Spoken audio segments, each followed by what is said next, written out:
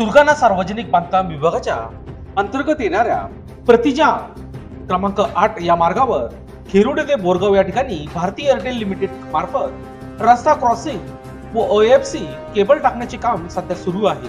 हे काम करत असताना डांबरी रस्त्याची मोठ्या प्रमाणात नासधूस करण्यात आली आहे। तसेच काही ठिकाणी शेतकऱ्यांच्या शेतजमिनीचे देखील नुकसान केले आहे। आणि धक्कादायक बाब म्हणजे हे काम करत असताना सार्वजनिक बांधकाम विभागाची कोणतीही परवानगी न घेता तसेच शेतकऱ्यांना न विचारात घेता सर्रासपणे हे काम चालू असल्याचे धक्कादायक चित्र लोकशास्त्र न्यूजने समोर आणले आहे। याबाबत संबंधित विभागाचे अधिकारी हर्षल पाटील व अक्षय मेटकर यांना वारंवार सूचित करून देखील हे या प्रकरणी जाणून बुजून कानाडोळा करत असल्याचे सांगण्यात आले आहे। या कंपनीचे प्रतिनिधी गिरीश गेरा यांच्याकडून शासनाच्या रस्त्याची व शेतकऱ्यांच्या शेतजमिनीची पूर्णपणे नासधूस होत असून त्यांचा मुजरपणा दिसून येत आहे। दिनांक 7 जुलै रोजी लोकशास्त्र न्यूजने बोरगाव जवळ काम चालू असलेल्या ठिकाणी जाऊन भारती एअरटेल कंपनीचा व प्रवीण गेरा यांचा मुजरपणा चव्हाट्यावर आणला आहे। तसेच त्या ठिकाणी असलेल्या शेतकऱ्यांनी देखील संतप्त प्रतिक्रिया दिली आहे। मागील महिन्यात कळवण विभागात ओझर बोरदेवत अबोना या रस्त्यावर प्रवीण गेरा यांच्याकडून अशाच प्रकारे मुजरपणा करत काम चालू होते, परंतु कळवण विभागाचे सहाय्यक अभियंता बिरारी यांनी तात्काळ दखल घेत हे काम बंद केले होते।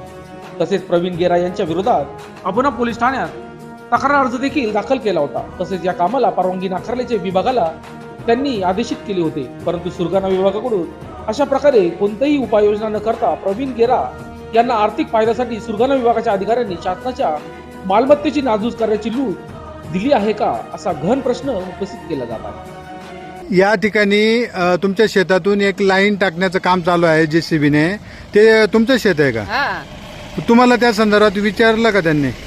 नाही विचारलं काहीच नाही? मग तुम्ही हरकत वगैरे केली का? त्यांना सांगितलं का आमच्या शेतीचं नुकसान होतंय बाबा या संदर्भात? सांगितलं मग त्यांनी काय सांगितलं? नाही म्हणे काय नाही करून देतो म्हणे। तुमच्या शेतीचं किती नुकसान झालं असेल आता? जवळपास 8,000 किती नुकसान झालं? 50-60 हजार 50-60 हजारात नुकसान झालं। मग शासनाकडे काय मागणी करणार तुम्ही? द्यायलाच पाहिजे। नुकसान भरपाई मिळायला नाही विचारलंच नाही? नाही विचारलं, कुठल्याही प्रकारची विचारपूस केली नाही? विचारलं। किती नुकसान झालं तुमच्या शेतीचं? ते पुरं पाईपलाईन फुटली, ते पूर्ण टाकले काय न करू। त्या संदर्भात तुम्हाला 10,000ची नुकसान झाली।